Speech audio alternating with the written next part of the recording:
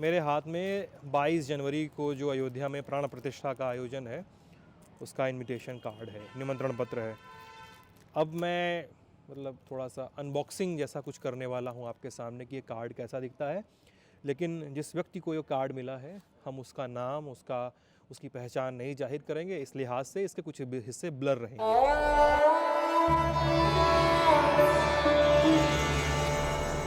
तो कार्ड पहले इसके एक पॉलिथीन एनवलप में है, इसके अंदर कार्ड है सामने, ये कार्ड है और इसके पीछे है एक सफ़ेद रंग का वाहन कार्ड, वाहन पास। पहले हम वाहन पास देख लेते हैं, है ना।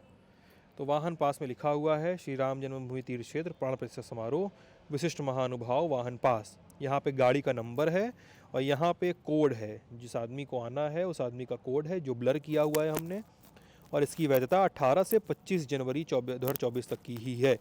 उसके बाद जारी करता है का नाम, पार्किंग स्थल का पता और गूगल मैप की लोकेशन।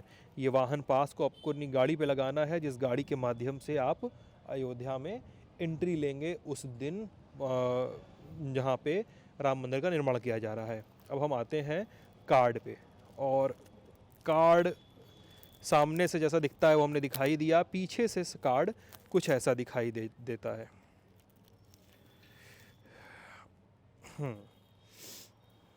मंदिर प्रांगण कुछ ऐसा ही बनाया जा रहा है, इसलिए ऐसी तस्वीर बनाई गई है। अभी सब कुछ निर्माणाधीन है लेकिन ये ऐसा दिखेगा पूरा होने पे। डिज़ाइंड एंड प्रिंटेड बाय रे माधव आर्ट। और इसको खोलते हैं तो इसके अंदर से हमें मिलते हैं 3 किस्म के बुकलेट। पहले बुकलेट का नाम है संकल्प संपोषण, दूसरा है कार्यक्रम विशेष का विवरण, और तीसरा है तीसरा है अपूर्व अनादिक आमंत्रण श्री राम धाम अयोध्या। तो हम पहले इसको खोलेंगे, उसके बाद दूसरा, उसके बाद तीसरा। इसको जब आप खोलते हैं तो सबसे पहले बाल रूप प्रभु राम की तस्वीर है। एक ये तस्वीर सामने दिखाई देती है, ऊपर मंदिर का ही एक अनुकृति बनी हुई है बाल रूप प्रभु राम की। रामलला वो बचपन के राम नहीं, किशोर राम दिखाई देते हैं इस फोटो में। इसके बाद अगले फ्लैप पे अगर हम आएँ, अगर जहाँ तक मेरी समझ कहती है कि ऐसी ही कुछ न कुछ मूर्ति होगी जो अंदर देखने को मिलेगी। इसके बाद हम अगले पेज पे आएँ तो अगला पेज है आयोजन के विवरण का। यहाँ लिखा है एक सील है प्रभु श्री राम की, मंदिर की सील, इसको ऐसा मान सकते हैं कि ये मुहर है। इसके बाद लिखा है कि श्री राम लला का महाप्रसाद आगमन एवं प्राण प्रतिष्ठा विशिष्टोत्सव, तिथि पौष शुक्ल द्वादशी कूर्म द्वादशी सोमवार विक्रम संवत 2080 22 जनवरी 2024, युगाब्द 5125, नक्षत्र मृगशिरा, अभिजीत मुहूर्त, अमृत सिद्ध योग, सर्वार्थ सिद्ध योग। तारीख का तमाम तरीकों से विवरण दे दिया गया है। इसके बाद जो आमंत्रण है उसका विवरण है, वो क्या लिखा गया है। माननीय मर्यादापुरी अयोध्या भव श्री राम मंदिर निर्माण के पश्चात अपने विहंगम रूप में प्रस्तुत श्री रामलला महाप्रसाद में रामलला दर्शन हेतु सभी सहृदय भक्त प्रभ जनमानस का अभिनंदन करती है। लगभग 495 वर्षों के बाद आ रहे इस पावन वर्ष का साक्षी होने का सद्भाग्य आपको प्राप्त हो रहा है। इस अति विशिष्ट अवसर पर दिनांक 22 जनवरी 2024 सोमवार के दिन आप सादर आमंत्रित हैं। प्रतिष्ठा संप्रेषण श्री राम जन्मभूमि तीर्थ क्षेत्र अयोध्या। फिर अगला पृष्ठ, अगले पृष्ठ में फिर से ये एक मुहर की अनुकृति, मेरे ख्याल से कोई पेज छूट तो नहीं रहा है बीच में, नहीं, मुहर की अनुकृति, मंदिर की अनुकृति, फिर कालकत्य, जो मेरे ख्याल से टाइमलाइन है पूरे केस का। सन 1528 से 1983 तक अयोध्या के संत महात्मा, पास पड़ोस के रजवाड़े और जनता का संघर्ष रहा। 1983 के पश्चात श्री राम जन्मभूमि के प्रति जनता जागरूक होने लगी। ये विश्व हिंदू परिषद के जग चेतना अभियान से हुआ, जिसमें लगभग 15 सहस्त्र संत महात्मा धर्माचार्य जुड़ गए। श्री राम जन्मभूमि की मुक्ति का यज्ञ देश के 3 लाख गांवों तक पहुंच गया। परिणाम स्वरूप 9 नवंबर 2019 को इस संघर्ष व ऐतिहासिक साक्ष्यों के आधार पर भारत के मान्य सर्वोच्च न्यायालय के 5 न्यायाधीशों ने सर्वसम्मति से स्थान को भगवान श्री राम लला के नाम पर समर्पित कर दिया। सारे संघर्ष का सुखद परिणाम है आज का भव्य मंदिर निर्माण। फिर 5 अगस्त 2020 को इसी स्थान पर भारत के प्रधानमंत्री श्री नरेंद्र भाई मोदी एवं राष्ट्रीय स्वयंसेवक संघ के परम पूजनीय सरसंघ संचालक मोहन भागवत जी की पावन उपस्थिति में पूजन करके मंदिर निर्माण कार्य का शुभारंभ किया गया। उन्हीं के कर कमलों से अपने वहाँ प्रसाद में बाल रूप में श्री राम लला अपने आसन पर पुनर्विराजमान होंगे। यूपी के महामहिम राज्यपाल, यूपी के मुख्यमंत्री और संत शिरोमणि पूज्य नेत्र गोपाल दास जी की उपस्थिति में देश के सभी आध्यात्मिक परंपराओं, सहस्त्रों और संत महापुरुषों एवं संपूर्ण भारत के भिन्न भिन्न क्षेत्रों के श्रेष्ठ यशस्वी जन इसके साक्षी बनेंगे। इन शॉर्ट, उस दिन वीवीआईपी लोग ही आमंत्रित हैं अयोध्या में 22 जनवरी के दिन। आप इस पहले जो निमंत्रण प्रपत्र था उसके पीछे भी मर्यादापुरी अयोध्या और राम मंदिर की एक अनुकृति छपी हुई है। इसके बाद हम दूसरे कार्ड पे आते हैं जो कार्यक्रम का विवरण है। ओम, उसके बाद श्री राम जन्मभूमि तीर्थ क्षेत्र प्राण प्रतिष्ठा समारोह पौष शुक्ल द्वादशी युगाब्द 5125, जो तारीख अभी अंदर अपने निमंत्रण में पढ़ी वो यहाँ पर भी है। ये है आपका कार्यक्रम का विवरण, कब क्या कैसे होगा और आपको कैसे आना है। ये 4 पृष्ठों का, 1 2 3 4 पृष्ठों का और एक फ्लैप का है ये कार्यक्रम विवरण।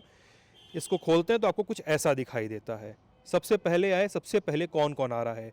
नरेंद्र मोदी भारत के प्रधानमंत्री, मोहन जी भागवत सरसंघ संचालक RSS, आनंदीबेन पटेल महामहिम राज्यपाल यूपी, योगी आदित्यनाथ मुख्यमंत्री उत्तर प्रदेश और पूज्य महंत नित्र गोपाल दास जी जो अध्यक्ष हैं श्री राम जन्मभूमि तीर्थ क्षेत्र के। इसका कार्यक्रम क्या है।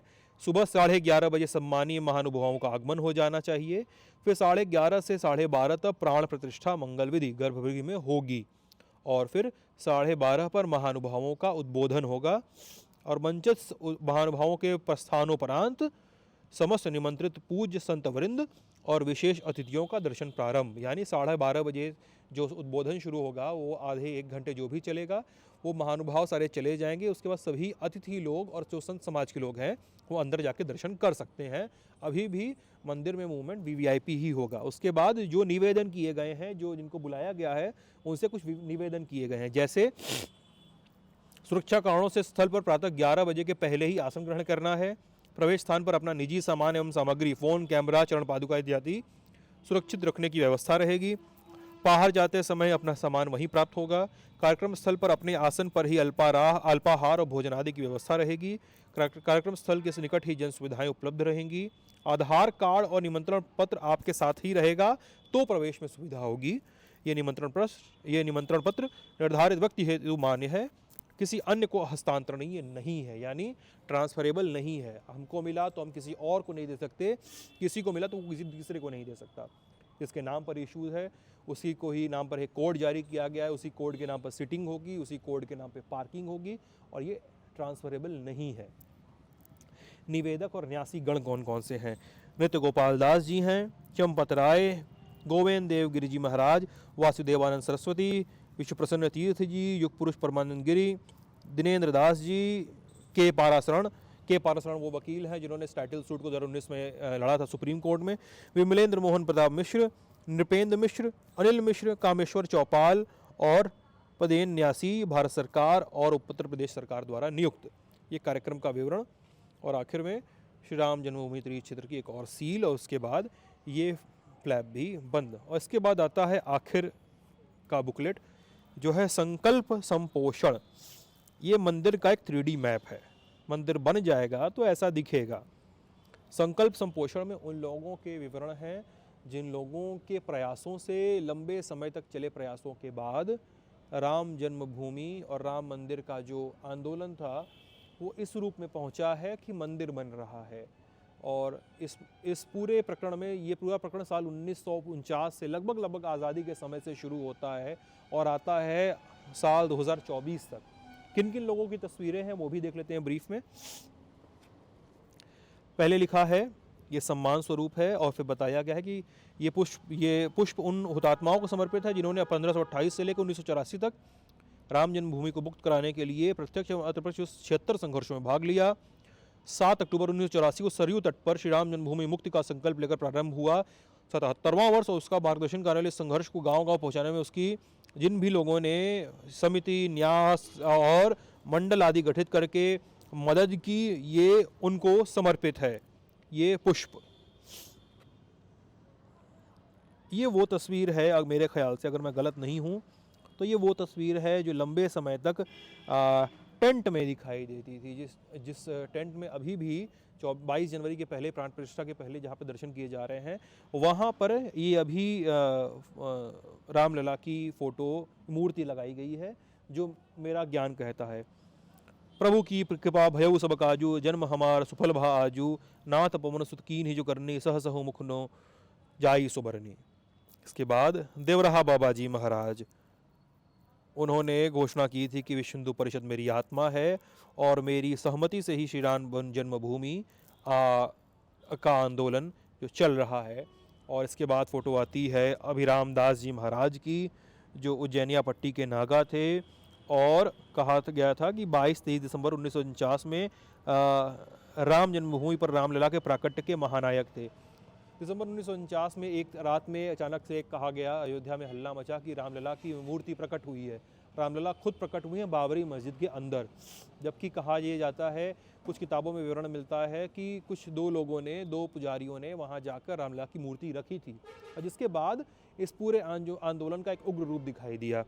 अगर मूर्ति की बात आती है तो परमहंस रामचंद्र दास जी महाराज, उनका भी ये था कि उन्होंने धमकी दी थी कि 1949 में जो ताला लगाया गया था वो 1 फरवरी 1986 को खोला गया। वो राम जन्मभूमि के न्यास के कार्याध्यक्ष भी रहे रामचंद्र दास जी महाराज। उसके बाद नाम आता है के नायर का, जो 1949-50 के समय फैज़ाबाद के जिलाधीश थे और मूर्तियां हटाए जाने के दबाव पर नहीं झुके और 145 के तहत जन्म स्थान को कुर्क करके नियमित भोग आरती का आदेश दिया और पुजारी नियुक्त किया। ठाकुर गुरदत्त सिंह फैजाबाद के सिटी मजिस्ट्रेट, उन्होंने भी 10 अक्टूबर 1950 को कलेक्टर की रिपोर्ट सौंपी कि तथाकथित मस्जिद को हिंदू समाज राम जन्मभूमि मानता है, वहाँ मंदिर बनाना चाहते हैं, नजूल की ज़मीन है और मंदिर निर्माण के लिए देने में कोई रुकावट नहीं है। उन्होंने ये ऑर्डर पास किया। गोपाल सिंह विशारद की यहाँ पे फ़ोटो है, जिन्होंने विशारद जी ने 1950 को व्यक्ति पूजा के अधिकार हेतु जिला न्यायालय फैजाबाद में प्रथम वाद प्रस्तुत किया। उसके बाद दाऊ दयाल खन्ना मुजफ्फर में हुए विराट हिंदू सम्मेलन में उन्होंने ये आग्रह किया कि 1984 में जो संत द्वारा स्वीकार किया गया था उसको, उस राम जन्मभूमि को मुक्त कराया जाए। अवैधनाथ जी महाराज दिग्विजयनाथ के अधिकारी और गोरक्ष पीठाधिपति पूज्य महंत अवैधनाथ महाराज को 1984 में देश के सभी संतों ने राम जन्मभूमि मुक्ति यज्ञ का अध्यक्ष बनाया था। उन्होंने राम जन्मभूमि की मुक्ति का आंदोलन चलाया। फिर ओंकार भावे संघ के प्रचारक, उनकी तस्वीर लगाई गई है। उसके बाद देवकी नंदन अग्रवाल की तस्वीर, इलाहाबाद हाईकोर्ट के मुख्य न्यायाधीश और जो सेवानिवृत्ति के बाद विहिप से जुड़ गए थे और परिषद के उपाध्यक्ष रहे। उन्होंने 1989 में राम सखा बनकर वाद प्रस्तुत किया, जिसे न्यायालय ने स्वीकार किया और उसी वाद में विजय प्राप्त हुई और जो साल 2019 में निर्णय आया वही वाद आपका सुप्रीम कोर्ट पहुंचा था। फिर शिवरामाचार्य जी महाराज, वो रामानंदाचार्य श्री स्वामी श्री रामाचार्य जी महाराज न्यास के अधिष्ठाता और पहले अध्यक्ष। फिर शांतानंद सरस्वती जी महाराज की फ़ोटो है। विशेष तीर्थ जी महाराज की फ़ोटो है। विष्णु हरि डालमिया की फ़ोटो है, बहुत बड़े उद्योगपति थे, लगातार विहिप के अध्यक्ष भी रहे और उसमें डालमिया ग्रुप के भी रहे और डालमिया ग्रुप के चेयरमैन रहे, विहिप के अध्यक्ष रहे और आंदोलन में लगातार सक्रिय रहे। वामदेव जी महाराज की तस्वीर है। सत्यमित्रानंद गिरि जी की महाराज फ़ोटो है। मधुकर दत्तात्रेय देवरस, ये भी संचालक थे और आंदोलन में एक्टिव थे। मोरोपंत पिंगले की तस्वीर लगाई गई है। राजेंद्र सिंह रज्जू भैया की फ़ोटो है, RSS के चौथे सरसंघ संचालक थे। गिरिराज किशोर की तस्वीर लगाई गई है। राजमाता विजय राजे सिंधिया की तस्वीर लगाई है, वो भी काफ़ी एक्टिव रही थी साल 82 के बाद से लेकर 92 तक भी, जब भी आंदोलन जब हुआ उसमें भी लगातार एक्टिव रही है, एक लंबे समय तक एक्टिव रही उस पूरे फेज़ में। अशोक सिंघल के बारे में लगभग अगर मॉडर्न और समकालीन इतिहास जानने वाले सभी लोगों को अशोक सिंघल का इस पूरे आंदोलन में रोल समझ में आता होगा, वो कैसे वो इसमें एक्टिव रहे। RSS के प्रचारक तो थे ही और बाद में विहिप के भी अध्यक्ष बने और आंदोलन में लंबे समय तक एक्टिव रहे। लंबे समय तक उन्होंने मैन पावर और लोगों को जुटाने का भी काम किया और इसके बाद ये बुकलेट ख़त्म हो जाती है। तो ये है राम मंदिर का निमंत्रण, जो हमें किसी के सहयोग से प्राप्त हुआ और हम इसे आप तक को दिखा पाए। उम्मीद है ये वीडियो आपको पसंद आएगा। और क्या देखना चाहते हैं अयोध्या में, और क्या बातें सुनना समझना चाहते हैं, हमें ज़रूर बताइए। आप ललन टॉप देख रहे थे, मेरे साथ थे जीत। बहुत बहुत शुक्रिया।